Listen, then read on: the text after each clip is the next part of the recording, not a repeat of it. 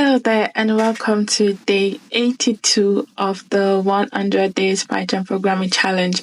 I am about to start something exciting. Over the next couple of days, we will dive into Flask. So I will show you how you can use Flask to create your web application. I know I got comment about Django, but let's do Flask first. We'll get to Django later. Flask first. I'm excited. Let me know if you've tried Flask before. If this is your first time using Flask, do not worry. We're taking it a step at a time. So it is day 82 of the 100 Days Python Programming Challenge with Flask. Welcome again to the beginning of our Flask tutorial.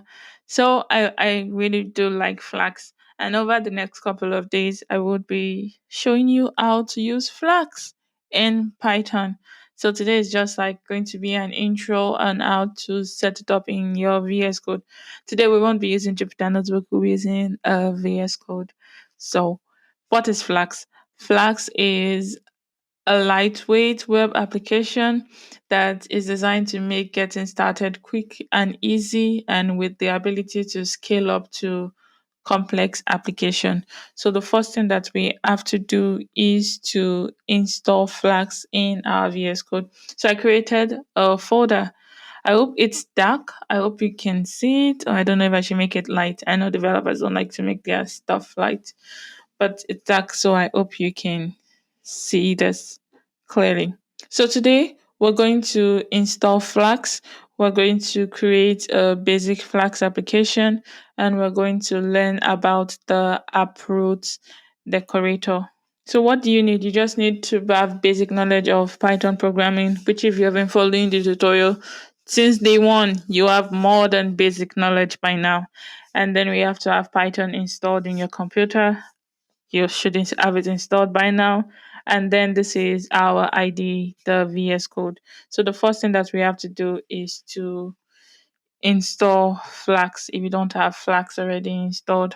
I did create a file, an app.py file. This is where all our Python code, if you notice the extension is different from when we have a Jupyter Notebook. Jupyter Notebook is IPYNB, and this is just a Python file, so app.py.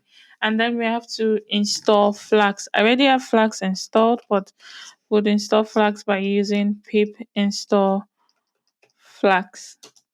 And this should install Flask into, I said I already have it installed. This should install Flask into our system. And then to check the version of the Flask that we installed, we use pip show Flask, and then we see the version, we see the summary, and if there's like the author name and author email and the license and all, we also see that. So now let's set up our Flask application. So this is my folder. You have to open a folder and then a file. So app.py. You can call the file whatever you want. I just noticed that most people use app.py. So I guess that's why I also use app.py. But you can call it whatever you want. And now we have to import Flask into our app.py. Flask was what we is installed. So I have from Flask. I want to import Flask. So from Flask, the small letter, I'm importing Flask, the capital letter. And then the next thing that I want to do is to create my Flask application instance. So what I would do, create an instance of the Flask class, and this instance is going to be my web application. So how do I create the Flask application instance? I would have app equals to Flask, and then I would have name. So I've created an instance of my Flask application. And this is the major thing that we're learning for today, how to define the root of our home page. So we'll use app.route. Every time we create a new page, we have to define the root, the route. Why am I saying route? The route. So this is how we use our decorator. Do not worry, as we continue to go on, you will get so familiarized with this that it will just be so easy for you to use. So since this is my home page, I'm just using 1// and then I would have a function that is going to be like my home page. So I have dev and home.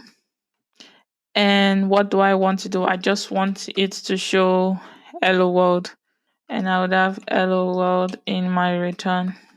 So this is my function.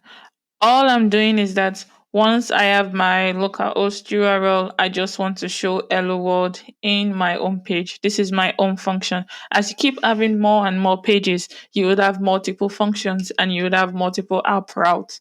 App routes just shows you the, you see, the correct view function to register it to a given URL. So it's just a given URL that will show the information that I have in my function or in my HTML. We'll do the HTML parts tomorrow.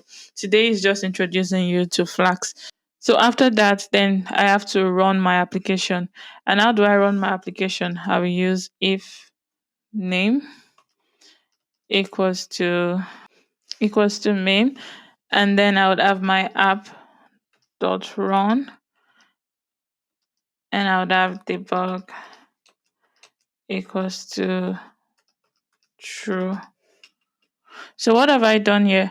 I started my Flask deployment server, and then the debug true flag enables auto reloading and also enables providing helpful error messages. So this is my simple function. This is my simple introduction into Flask. We installed Flask and then we imported Flask from Flask. We created an instance of our Flask class, so app equals to Flask and then name, and then we defined a route.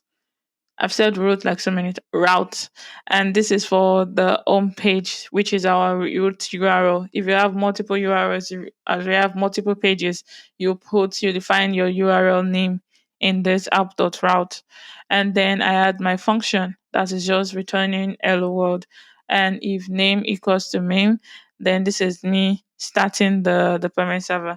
So now to run my application, what I have to do is just run Python app.py.